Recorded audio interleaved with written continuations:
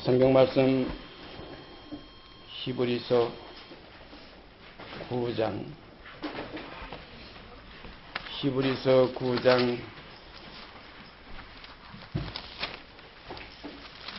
11절서부터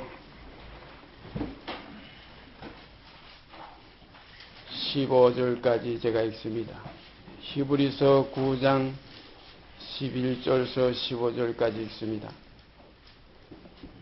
그리스도께서 장래 좋은 일의 대제사장으로 오사 손으로 짓지 아니한 곧 이 창조에 속하지 아니한 더 크고 온전한 장막으로 말미암아 염소와 송아지의 피로 아니하고 오직 자기 피로 영원한 속죄를 이루사 단번에 성소에 들어가셨느니라. 염소와 황소의 피와 및 암송아지의 죄로 부정한 자에게 뿌려 그 육체를 정결케 하여 거룩케 하거든 하물며 영원하신 성령으로 말미암아 흠없는 자기를 하나님께 드린 그리스도의 피가 어찌 너의 양심으로 죽은 행실에서 깨끗하게 하고 살아계신 하나님을 섬기게 못하겠느냐. 이를 인하여 그는 새 언약의 증번이 이는 첫 언약 때의 범한 죄를 속하려고 주고사 부르심을 입은 자로 하여금 영원한 기업의 약속을 얻게 하려 하심이니라. 영원한 기업의 약속을 얻게 하시려고 옛사람을 벗어버리는 십자가의 도를 앞서가신 주님께 이 시간도 감사와 찬양을 드립니다. 이 땅에 예수 그리스도를 통하지 않고는 영생을 얻을 자 아무도 없습니다. 우리가 지금 일생을 사는 요 잠깐의 그 세월이 우리가 어떻게 보면 긴 세월 같지만 너무나 짧습니다.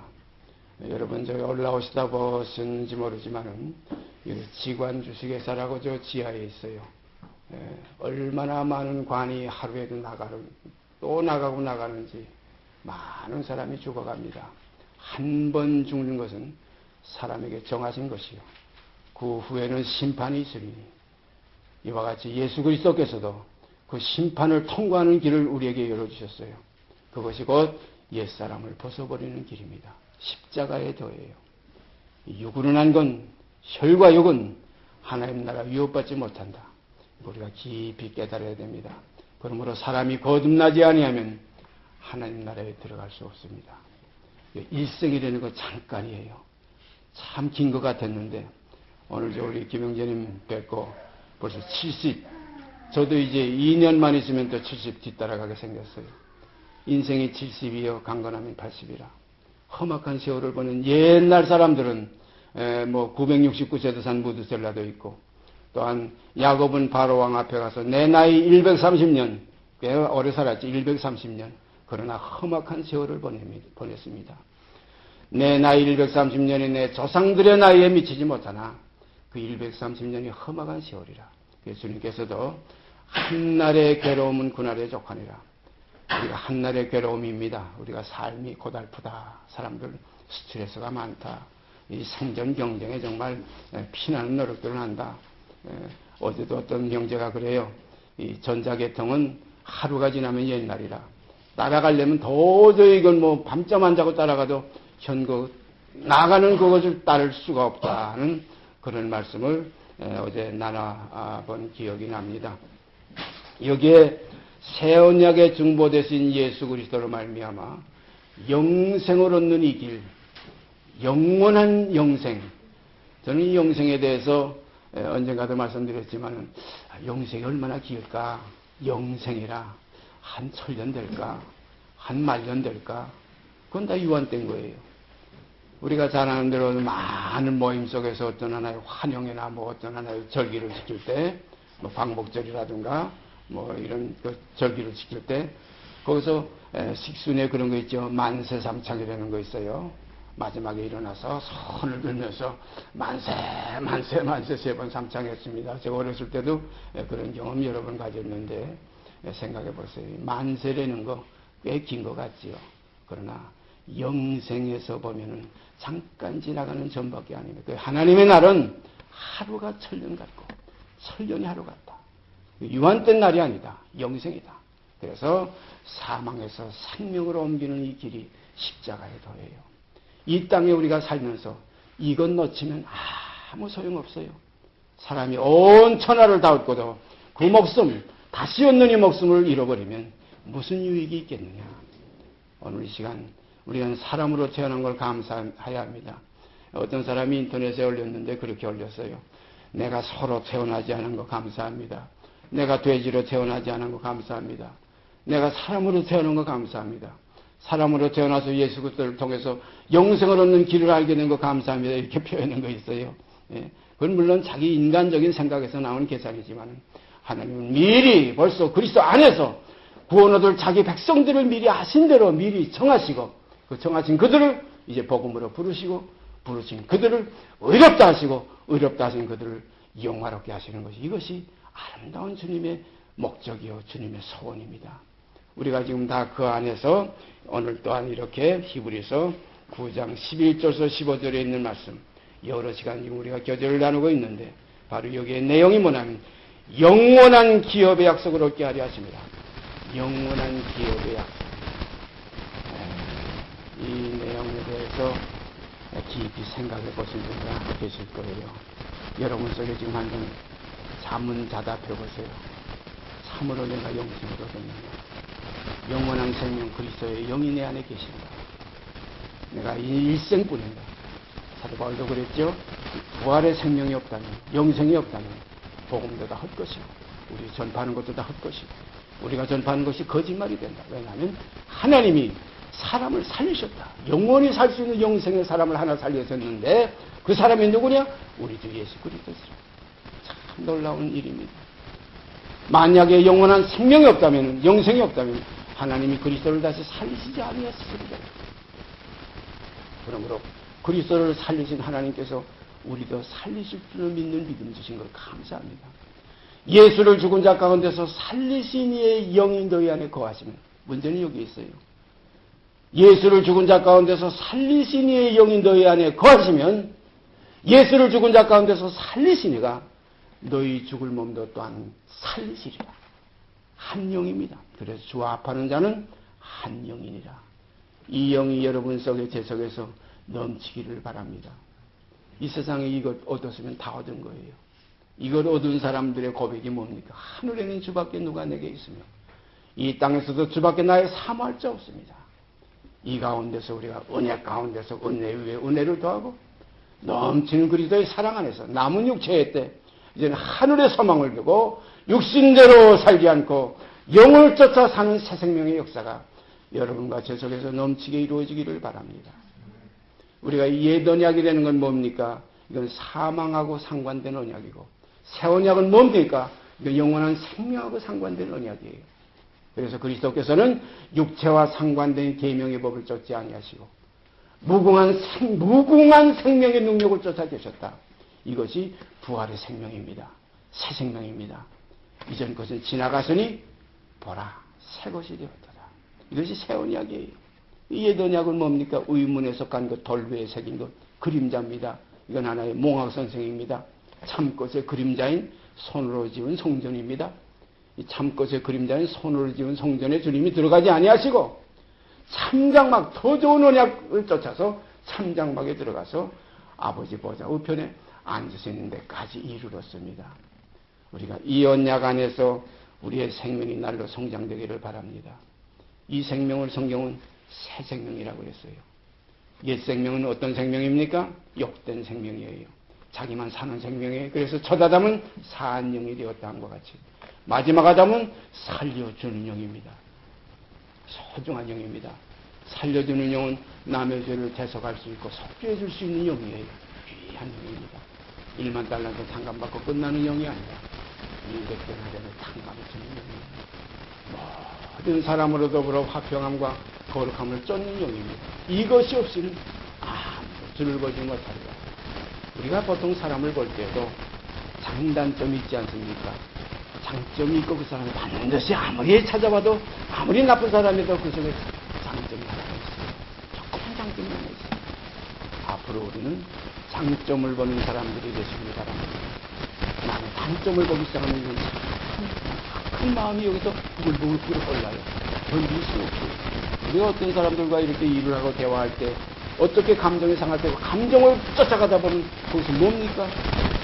욕심이 나오고 죄를 낳고 사망을 낳고 살인을 낳고 무서운 일이 벌어집니다. 이런 얘기가 있잖아요. 여기 지금 다리가 하나 이렇게 좀 불구가 돼서 장애를 돼가지고 쩔뚝거리며 걸어가는 사람을 볼 때 그 사람을 보는 눈이 두 눈이 있습니다. 한 사람이 저 사람 다리가 짧구나. 대부분 다 그렇게 보죠.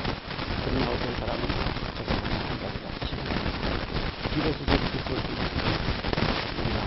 지금 여기 앉은 우리 형제자매님께서 제가 장점이 있습니다. 그러나 우리가 타고 들어가는 장점이 있습니다.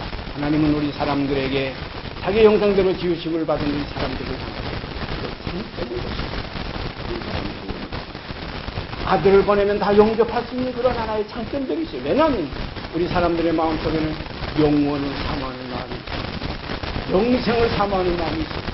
그러므로 영생에 대한 그 언약을 실어 세우시고 그런 말미암아 부활의 증거를 보이시고 영원히 사는 길을 우리에게 열어주셨어요. 이것이 휘장 가운데로 열어놓으신 새롭고 사한 길입니다. 죽는 길이 아니에요. 옛 언약은 사망을 위해서 세운 언약이고 새 언약은 영원한 생명을 위해서 세운 언약이에요. 그래서 의문, 죽게 하는 의문에 쓴 그 율법의 중서, 성경에 보면 율법은 죽이는 것이요 영은 살리는 것이다 하는 이런 말씀 우리가 깊이 깨달아야 됩니다. 그래서 우리가 이제는 육신을 쫓지 않고 옛 언약 아래 있지 아니하도다. 이제 새 언약, 새 증거이신 그리스도께 그래서 옮겨가는 생활, 육신에서 영으로 옮기는 생활, 사망에서 영으로 옮기는 생활, 그러므로 저주에서 하나님의 영원한 축복으로 옮기는 생활이 우리 속에 이루어지게 되기를 바랍니다. 이렇게 되면 어떤 결과가 옵니까? 새 생명 가운데서 행하는 결과가 와요. 새로운 피조물이라. 새로운 피조물이라. 하나님이 우리를 또 나오신, 어디서 나왔습니까? 우에서 다시 난 생명. 그래서 두 생명이에요. 사도 바울 우리가 잘 아시지만은 사도 바울 속에 다시 난 생명이 하나 있었어요.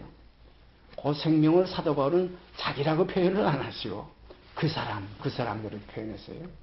우리가 고린도서에 가서 그 12장에 가보면 그 말씀이 있죠. 내가 한 사람을 아는데 그가 셋째 아들에 같았다. 내가 이런 사람에 대해서는 자랑할 수 있으나 나에 대해서는 자랑할 거 아무것도 없다. 나에 대해서 자랑하자면 내가 광주기 사고 도망갔던 그런 사람이라. 다메섹 성에서 아라왕의 방백들이 나를 잡아 죽이려고 할 때 무서워서 광주를 타고 성벽을 창문을 통해서 도망갔던 사람이라 생각해 보세요. 그래서 사도 바울은 나는 죄인 중에 계시지만 그 사람 복된 사람입니다. 그래서 우리가 지금 히브리서를 읽고 있지만은 대개 히브리서 하게 되면 성경학자들도 아무리 연구해봐도 히브리서가 누가 썼느냐 바울이 썼느냐 뭐 다 대부분이 바울이 썼다고 하지만 증거가 없어요. 증거 없는 이유가 있습니다. 한번 보십시다. 데살로니가 후서 3장 17절 18절 제가 읽습니다. 데살로니가 후서 개역성경에는 336페이지입니다. 데살로니가 후서 3장 17절 18절 읽습니다. 나 바울은 친필로 문안하노니 이는 편지마다 표적이기로 이렇게 쓰노라. 우리 주 예수 그리스도의 은혜가 너희 무리에게 있을지어다. 17절 우리가 중심 삼아 보십시다. 나 바울은 친필로 문안하노니 편지마다 친필로 문안하는 건 자기 친필로 썼어요. 우리가 로마서 끝에 가보면 더디오가 로마서를 전부 대서했습니다. 로마서 전 편지를 더디오라는 그 형제가 대서했어요. 그런데 반드시 그 뒤에 가서는 친필의 사인이 있었어요. 친필로 문안하는 사인이 있어요. 이는 편지마다 표적이기로 이렇게 되어 있어요. 편지마다 표적이기로 이렇게 있어요. 그러니까 바울의 친필이 안 들어간 건 바울의 서신이 아니라 이렇게 봐도 됩니다. 아마 이 원문에 가서 보면 우리가 원문을 요즘 뭐 절대 볼 수 없지만은 다 지금 사본들 우리가 지금 또 그것도 우리가 번역된 이거 번역문들을 우리가 보고 있지만은 거기에 보면 바울의 그 친필의 사인이 있었던 게 틀림없어요. 아마 글씨체가 좀 아주 특이했던 것 같아요. 어떤 사람들은 바울이 그 다메섹 도상에서 눈이 어두워져가 주님의 빛을 보고 눈이 어두워서 눈에서 비늘 같은 것이 떨어졌다고 그랬지. 아나니아가 가서 안수하니까 비늘이 떨어졌다고 그랬지. 그때 아마 눈이 문제가 생겼지 않았느냐? 온전한 회복이 없었죠. 그래서 바울이 그 고린도 교회에서도 그런 얘기했죠. 내가 처음 너에게 고린도 교회 얘기했나요? 갈라디아 교회 얘기했나요? 뭐 하여튼 어느 교회 얘기했든 하는 우리가 그 바울의 말씀 속에 어떤 내용이 있냐면 처음 내가 너에게 나가 복음을 전할 때 너희가 나를 하나님의 천사와 같이 그리스도 예수와 같이 대우했다. 육체와 관계가 굉장히 깊었어요. 그래서 뭐라고 그랬습니까? 너희가 혹 내게 할 수만 있으면 눈까지라도 빼주기를 원했다. 참 깊은 내용입니다. 할 수만 있으면 눈이라도 빼주기를 내가 바랬던 그때다 이거예요. 그때는 육체와 상관이 있는 복음을 전했어요. 그래서 사도 바울이 내가 처음 나가 복음을 전할 때 말하는 것이 어린아이와 같고 생각하는 것이 어린아이와 같다가 장성한 자가 되어서는 어린아이를 버립니다. 육에 대한 문제를 벗어버렸어요. 그러니까 아시아에 있는 모든 사람들이 육의 문제가 그 연관이 끊어지니까 바울의 그 참말을 하니까 다 원수가 되어서 아시아에 있는 모든 사람들이 바울을 다 버렸어요. 우리가 깊이 깨달아야 됩니다. 복음은 육체와 상관된 계명의 법을 쫓는 게 아니에요. 무궁한 생명의 능력을 쫓아가기 때문에 육체에게서는 실어버린 바 되고 눈을 가리우고 보지 않음을 받은 자와 같아서 멸시를 당하는 것이 복음이에요. 이게 참 복음입니다. 왜냐하면 육체의 구원과는 상관없는 복음이에요. 혈과 육은 하나님 나라 유업받을 수 없어요. 사도 바울과 같이 그 속에 또 한 사람이 있어야 그가 하나님의 나라 셋째 하늘에도 가고 하나님 나라 들어가는 거예요. 그러므로 그 질그릇에 보화가 있어야지. 질그릇에 옛사람 담겨 있는 건 이건 질그릇에 더러운 것이 가득 차 있어요. 내 육체 가운데 있는 것은 다 더럽다 그랬죠. 음행, 더러운 것, 술수, 원수 맺는 것, 술 취하고 방탕하고 이단과 투기, 수근수근하고 당짓는 것, 이 모든 가증한 것, 이 사기, 이 술수, 이 모든 것이 육체 가운데 있어요. 그래서 그 옛사람을 벗어버리고 옛사람 벗어버린다고 해서 혈육, 이 껍데기 벗어버리는 거 아니에요. 이 그릇 속에 있던 옛사람, 여기 담겨서 육을 불의의 병기로 지배하던 옛사람, 막 미움으로, 다툼으로, 시기, 음란으로 살던 옛사람, 이걸 벗어버리고 새 사람을 입으라. 새 사람을 입은 이 육 질그릇 속에 이제는 보화를 담아서 걸어간 사람, 사랑스러운 사람, 참 은혜와 진리가 넘치는 사람. 그래서 성령의 사람은 사랑이요, 희락이요, 화평이요, 인내요, 자비요, 양선이요, 온유요, 절제요, 충성된 사람, 하나님의 사람이 되는 겁니다. 그래서 디모데 보고 사도 바울은 너 하나님의 사람아. 제가 그거를 읽을 때마다 마음이 뜨거워져요. 너 하나님의 사람아. 사랑하는 형제 자매님들, 정말로 주님께서 우리를 향해서 또한 사도들이 우리를 향해서 너 하나님의 사람아. 이렇게 되어지기까지 이루어지게 되기를 바랍니다. 이것이 영광스러운 길이에요. 이것이 천만 그 로또에 뭐 오늘 아침에도 제가 잠깐 보니까 로또 두 사람이 1등에 당첨됐는데 70억씩 받아갔대요. 예? 그거 보게 되면 참, 이야, 저거 얼마나 좋을까? 아닙니다. 영원한 기업, 밭에 감추인 그 영원한 보화를 발견하고 온 세상의 모든 육적으로 얻었던 그 불의의 것으로서 다 팔아서 그 밭을 사버리는 이러한 획기적인 영원한 한 번 이루어지는, 예수님도 그랬잖아요. 단번에 성소에 들어가셨다. 단번에 이루어지게 되기를 바랍니다. 주저하지 마시기 바랍니다. 믿음은 결심이에요. 결심은 주께서 주시는 마음이에요. 그런 거로 너희는 이 마음을 품으라. 어떤 마음? 그리스도 예수의 마음이 바로 이 마음이 여러분 속에서 제 속에서 넘치기를 원합니다. 이렇게 되면 이게 행복이에요. 이런 행복이 어디 있습니까? 하나님의 자녀예요. 무슨 뭐 세상의 부귀영화 누리는 그 어떤 재벌가의 자녀가 아니에요. 썩을 것들 아닙니까? 생각해보세요. 요즘 그 재벌이고 정치가고 권력가들 전부 보세요. 전부 구석구석 다 썩은 데가 가득 차 있잖아요. 그래서 썩을 것으로 싣고 썩지 아니할 것으로 다시 사는 이러한 하나님의 자녀들이 되어지기를 바랍니다. 이 값은 하나님이 알아주시는 값이에요. 하나님의 사람들이 되시길 바랍니다. 세상에서 영광받고 세상에서 높이받고, 그래서 성경이 뭐라고 그랬어요? 이 세상 임금은 이미 심판을 받았느니라 이렇게 되어 있어요. 깊이 깨달으시길 바랍니다. 자, 그래서 데살로니가 후서 끝에 가보니까 나 바울은 이거면 나 바울은 친필로 문안하노니 이는 편지마다 표적이기로 이렇게 쓰느라. 편지마다 친필이 없으면 내 편지가 아니라 바로 이 얘기입니다. 편지마다 표적이기로, 표적이면 사인입니다. 이렇게 해서 제가 옛날에 복음 전하러 18살 이후에 전국 여기저기 산으로 이렇게 뭐 정말 이것저것 많이 다녀봤습니다. 예? 그때 제가 편지를 좀 많이 썼어요. 그리스도의 형제들에게 편지 썼던 편지들이 많이 있어요. 다 아마 없어졌을 거예요. 어떤 좀 연약한 형제 자매들은 그 편지를 갖다 놓고 성경하고 갖다 놓고 읽는다고 해서 나중에 가서 없애버려라. 성경밖에 없다. 그리스도의 말씀밖에 없다. 그때 제가 편지에 그 봉함, 이렇게 붙이는 자리 있죠? 풀로 붙이고, 거기다가 뭐라고 썼냐면, S하고 말씀 원자 썼어요. 그러니까 신자입니다. 신자를 이렇게 해가지고, 인변에다가 이 말씀을 하면 신인데, 믿을 신인데, 그 인변을 제가 이렇게 S자로 해가지고, 말씀 원자에 딱 붙이니까, 주님의 말씀이다. 이런 뜻으로 제가 늘 거기다 표시를 했댔어요. 저만 알고 그렇게 했댔어요. 예? 빨리 쓰다 보니까 처음에 그렇게 돼요. 이렇게 하고 인자를 하는데 이렇게 해가지고 말씀 원자 쓰니까 S, on 이렇게 영어로 S자 쓰고 on자 이렇게 보여지더라고요. 가만 보니까 이것이 주님께서 내게 주신 말씀을 내가 편지로 대수하고 있구나. 마치 나 더디오가 로마서에 있는 말씀과 나 더디오가 바울의 편지를 대수한다 이겁니다. 그러나 그 대수한 이후에 보면 반드시 바울이 친필로 문하는 것이 있어요. 그 문하는 반드시 바울이 마지막에 사인과 같이 편지마다 표적이를 이렇게 했어요. 그런데 히브리서의 끝에 가보니까 그거에 없어요. 전혀 그거에 나타나질 않아요. 그러니까 히브리서는 이거는 누구의 편지인지 몰라요. 그리고 히브리서 2장에 가보면 뭐라고 있나 한번 가보십시다. 한번 히브리서 2장에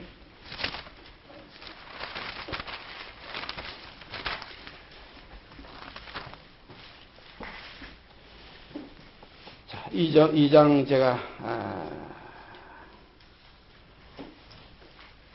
3절부터 읽습니다. 우리가 이같이 큰 구원을 등한히 여기면 어찌 피하리요. 이 구원은 처음에 주로 말씀하신 바요. 예수께서 친히 말씀하신 바요. 들은 자들이 우리에게 확정한 바니라는 구절이 있어요. 들은 자들이 한 것은 들은 자들은 누굽니까? 그 당시에 제자들이 들었어요. 그 당시에 주님을 따르는 무리들이 들었어요. 그런데 지금 이 히브리서 저자는 주님을 따르던 사람이 아닌 거로 여기 표현되고 있어요. 왜냐하면 들은 자들이 우리에게 확정한 바니 이렇게 기록됐어요. 예수님께 친히 들은 자들이 우리에게 확정했다니까 지금 직접적인 예수님의 말씀을 들은 자가 아니고 간접적으로 사도들에게 제자들에게 들은 여론 하나의 예수님의 행적에 대해서는 친히 보지 못하고 알지 못하고 친히 같이 동거하지 않았던 사람이 분명히 여기 나와요. 다시 읽습니다. 이같이 큰 구원을 우리가 이같이 큰 구원을 등한히 여기면 어찌 피하리요. 이 구원은 처음에 주로 말씀하신 바요. 처음에 주로 말씀하신 바 히브리서 1장 1절 있죠? 옛적의 선자들로 여러 부분과 여러 모양으로 우리 조상들에게 말씀하신 하나님이 이 모든 날 마지막에 아들로 우리에게 말씀하셨다는 표현이 있어요. 그런데 여기에 보니까 우리에게 말씀하실 때는 우리 들은 것이 직접 들었지 않았다는 이런 표현이 있지 않습니까? 우리가 이같이 큰 구원을 등한히 여기면 어찌 피하리요. 이 구원은 처음에 주로 말씀하신 바요. 들은 자들이 우리에게 확정한 바니. 하나님도 표적들과 기사들과 여러 가지 능력과 및 자기 뜻을 따라 성령에 나눠주신 것으로 저희라고 그랬어요. 우리라고 표현 안 했어요. 저희와 함께 증거하셨느니라. 베드로와 야고보 요한이들이 그 표적과 기사를 행하고 주님의 친제자 사도들이 많은 역사를 했잖아요. 70문도도 나가서 병 고치고 그랬잖아요. 그런데 이 히브리서 저자는 그와 상관은 직접적인 관계가 없었다는 바로 그런 내용이 나와요. 또 하나 이제 마지막 가보십시다. 히브리서 끝에 가보면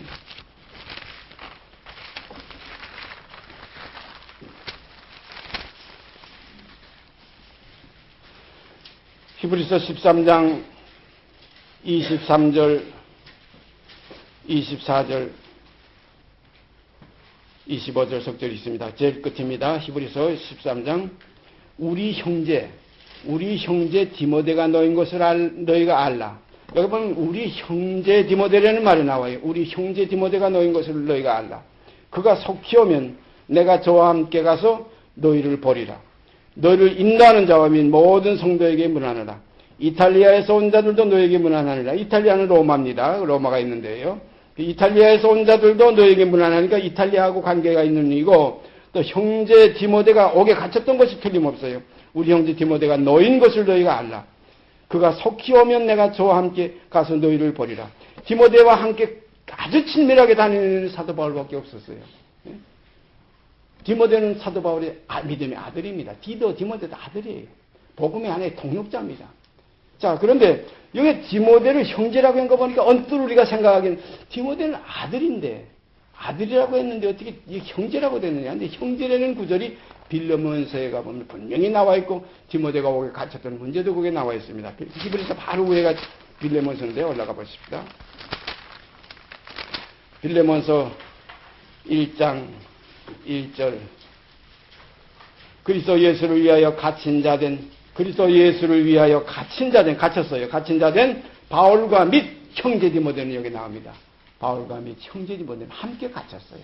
근데 아마 바울이 먼저 놓이고, 그 다음에 디모데가 나중에 뒤따라 놓이지 않았는가. 바울은 여러 번 옥에 갇혔댔는데, 여기 보니까 디모데와 바울이 같이 갇혔는데, 여기 보니까 바울이 디모데를 형제라고 하는 말씀이 나와요. 이걸 보면은 우리가 아들이 자라면, 우리 신앙은 이 신앙 세계는 참 묘합니다. 제자가 선생보다 아무리 해도 높지 못하지만은 온전한 제자가 되면, 제자가 온전해지면 선생과 같으니라, 이런 말씀이 있어요. 그리고 나중된 자가 먼저 되고, 오히려 먼저 된 자가 나중될 자가 더 많다 이거예요. 그런 거는 믿음의 아들이지만 영의 세계는 아들이 장성하게 되면 형제가 됩니다. 참 귀한 거예요. 우리 세상은 암만 아들이 커도, 암만 아버지보다 커도 아버지와 형제 될 수 없잖아요. 영의 세계는. 영의 세계는 주와 합하는 자는 한 영이 될 수 있다는 겁니다. 참 귀한 진리예요. 그렇다고 해서 한 몸이 된다고 해가지고 팔이 머리가 되는 건 아니에요. 주님은 우리의 영원한 머리십니다. 이건 변동이 없어요. 그래서 만왕의 왕, 만주의 주, 주가 많지만 그 주의 주, 왕들이 많지만, 왕 같은 세사장들이 많지만 만왕의 왕이 우리 주 예수 그리스도십니다. 그래서 저는 늘 깊이 깨닫는 것이, 우리 주 예수 그리스도의 그 이름 영원하고 영원하리라. 아멘입니다. 우리 주 예수의 이름 영원하고 영원하리라. 그래서 요한계시록 끝에도 가보면 주 예수여 어서 오시옵소서. 주 예수여 어서 오시옵소서. 우리 주님 찬양할 대상이 찬양거리입니다. 주님 감사합니다. 지금 이 시간 주님 이거 다 듣고 계세요.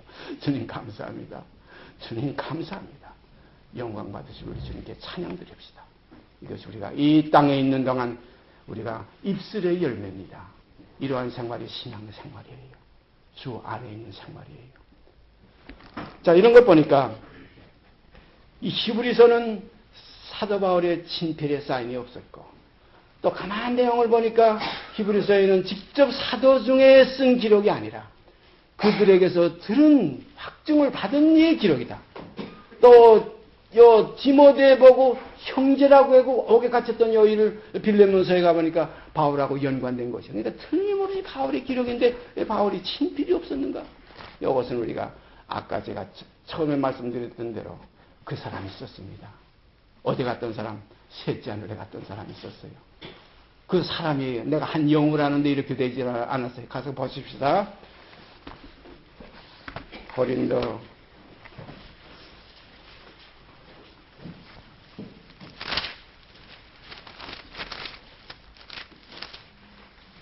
후서 12장입니다. 고린도 후서 12장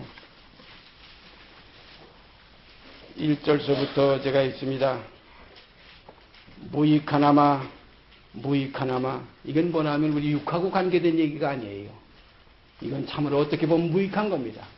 이 복음은 아직 육 있는 죄인들에게 전하는 복음이기 때문에 그리스도께서도 이 땅에 오신 목적이 뭡니까? 의인을 부르러 온 것이 아니라 죄인을 부르러 오셨기 때문에 참으로 이 복음은 죽었던 우리를 살리시는 복음, 죄에서 우리가 의의 세계로, 육에서 영의 세계로 옮기는 이 하나의 육 있는 사람들에게 전하는 복음이기 때문에, 그래서 잠자는 자들이요 죽은 자들 가운데서 깨어서 일어나라는 것이 복음이기 때문에, 그래서 어떻게 보면 영의 얘기는 무익한 것 같은 그런 내용이 있기 때문에 무익하나마 그랬어요. 내가 부득불 자랑하노니 주의 환상과 계시를 말하리라. 내가 그리스도 안에 있는 한 사람을 아노니, 참 한 사람이 있잖아요. 내가 그리스도 안에 있는 한 사람을 아노니, 이거는 바울 육의 바울이 아니라, 육이 있는 바울이 아니라 영이 있는 신령한 바울이에요. 육의 몸이 있은즉 또한 신령한 몸이 있느니라. 이 신령한 몸이 이 또 한 사람입니다. 몸이 있어야 사람이지 몸이 없으면 사람이 아니에요. 그런 거로 바울을 우리가 겉으로 볼 때는 한 사람으로 보이지만 영어로 볼 때는 두 사람이에요. 겉사람이 있고 속사람이 있어요. 우리가 서로 피차간에 아까도 얘기했지만 단점은 육의 사람이고 장점은 영의 사람이에요. 그런 거를 우리가 피차 영의 사람을 두고 우리가 깊이 생각하십시다. 참 주께서 모든 사람을 대신하여 죽으신 주님인데 그 사람의 모든 죄를 이미 지고 가셨는데 우리가 그 사람을 보고 자꾸 죄인이라고 정죄하고 미워하면 이건 뭡니까? 주님의 이루신 것을 우리가 무시하는 것이고 주님의 이루신 복음을 우리가 대적하는 것이에요.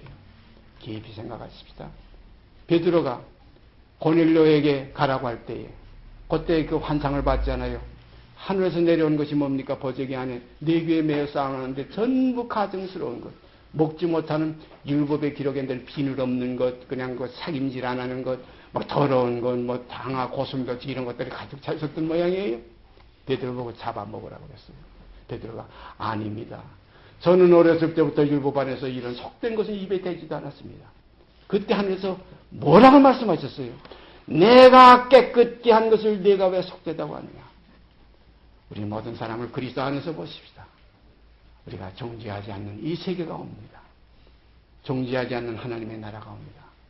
가나마다 현장에 잡힌 여인을 앞에 놓고도 예수께서도 나도 너를 정죄하지 아니하노니 가서 다시는 죄를 짓지 말아라. 이러한 권면 속에 우리가 교제가 이루어지게 되기를 바랍니다. 형제의 허물을 보는 건 이건 하나의 처자남의 눈이 아직 이거 뜨고 있는 거예요. 처자남의 눈이 뭡니까? 남의 허물을 보는 거예요. 선악을 분별하는 건 하나님밖에 못. 입법자와 재판자는 유다서에 가보면 입법자와 재판자는 한 분밖에 없어요. 내가 누군데 형제를 판단하느냐? 내가 누구의 형제를 정죄하느냐?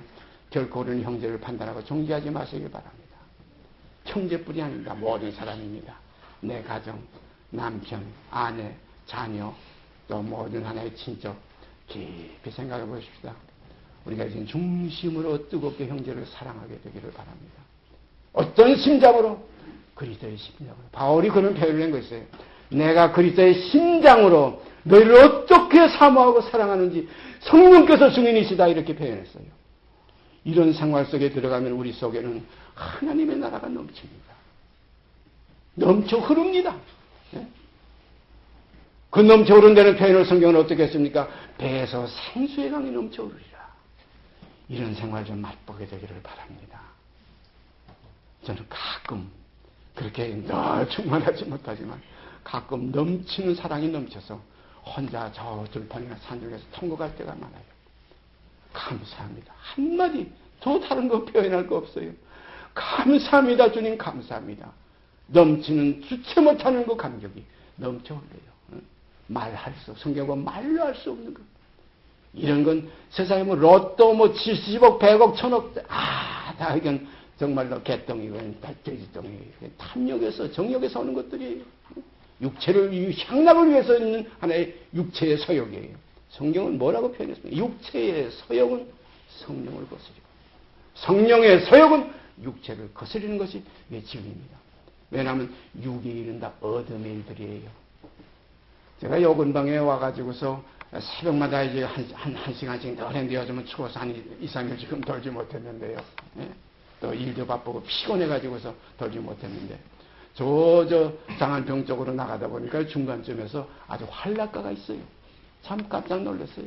뭐 모텔, 뭐 사우나, 뭐 안마, 뭐 해가지고 지나가는데 어떤 남자가 저보고 안마 좀 하고 가세요 하고 그러더라고요.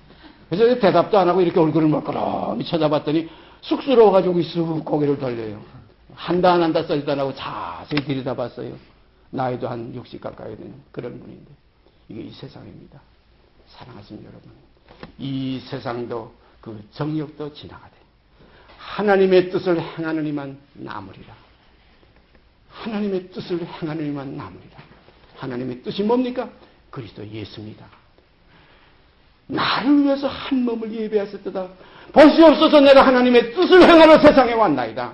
두루마리 책에 기록한 것과 같이 하나님의 뜻을 행하려고 세상에 왔나이다. 이런 것까지 다 예언되어 있고 기록되어 있어요. 놀라운 사실입니다. 우리 주님 참으로 주님입니다. 뭐 안에 누가 헛소리하는 주님이 아니에요. 참으로 진실된 주님이에요. 그래서 주 예수여 어서 오시옵소서 하는 데까지 우리가 이르게 되기를 바랍니다. 오늘은 이만큼 하겠습니다. 지금 사도 바울이 셋째 하늘에 갔던 그 사람이 히브리서를 기록했다. 그래서 사도 바울이 나라는 그 바울의 사인을 할 수가 없었다는 겁니다. 기록은 분명히 영의 기록인데 그 육이 사인하기에는 참으로 어려운 하나의 일환 말씀입니다. 그래서 저는 성경 속에 만약에 제가 참 어리석은 얘기가 하나님 앞에 정말 송구스러운 얘기지만은 히브리서가 빠졌다면 구원에 확증할 수 있는 길이 없어요. 예수가 멜기세덱의 반차를 준 대제사장의 증거도 신약성경에 여기 한 것밖에 없어요. 놀라운 사실이에요. 히브리서 기도하시기 읽어보세요. 은혜 받습니다. 진리가 넘칩니다. 내가 늘 말씀드리죠. 제가 히브리서는 온 성경의 마스터키다. 그 열쇠 하나 가지면 천국 문이 열린다. 베드로에게 말씀하셨죠. 내가 천국 열쇠를 내게 주니 그건 뭐 하나의 궁딱지로 되고 문딱지로 된 국문 열쇠가 아니에요. 바로 이런 지혜의 열쇠요, 지식의 열쇠요, 정말로 사랑의 열쇠요, 믿음의 열쇠예요. 이 믿음을 가지고 하나님의 나라가 여러분 마음속에서 열려지기를 바랍니다. 두드리라 그러면 열릴 것이라. 이 두드리는 이것이 사인이 맞아야 돼요. 그 사인은 그리스도의 그 음하고 맞아야 돼요. 예? 우리가 그 열쇠 이렇게 돌려가지고 여는 열쇠 있죠. 그거 궁궐에도 전부 그렇게 되어 있잖아요. 또 약속을 할 때 뭐 열려라 참깨 이걸 몰라가지고 열려라 들깨 열려라 뭐 콩 암만 해도 안 되니까 나중에 에야 모르겠다. 열려라 참깨와 같이 예수 그리스도의 이름을 마음으로 믿어 의에 이르고 입으로 부르고 시인하면 하나님의 문이 열립니다. 하나님의 나라가 열립니다. 감사합니다. 기도드립시다. 오늘 이 시간도 복음을 따라 진리를 따라 저에게 이렇게 사랑으로 역사하신 아버지께 감사드립니다. 더 깊은 진리에 저희를 이끌어 주시고 참으로 진리를 알지니 진리가 너희를 자유케 하리라는 영원한 자유가 우리 속에서 샘솟듯 솟아나게 하여 주시옵소서. 그리하여 하나님께는 영광과 찬양이 되고 저에게는 은혜와 진리가 풍성한 아름다운 역사가 이루어지게 하여 주시옵소서. 이 모든 말씀 우리 주 예수 그리스도 이름 받들어 감사하며 기도드리옵나이다. 아멘. 하늘에 계신 우리 아버지여 이름이 거룩히 여김을 받으시오며 나라에 임하옵시며 뜻이 하늘에서 이룬 것 같이 땅에서도 이루어지이다. 오늘날 우리에게 일용할 양식을 주옵시고 우리가 우리에게 죄 진 자를 사하여 준 것 같이 우리의 죄를 사하여 주옵시고 우리를 시험에 들게 하지 마옵시고 다만 악에서 구하옵소서. 나라와 권세와 영광의 아버지께 영원히 싸움나이다.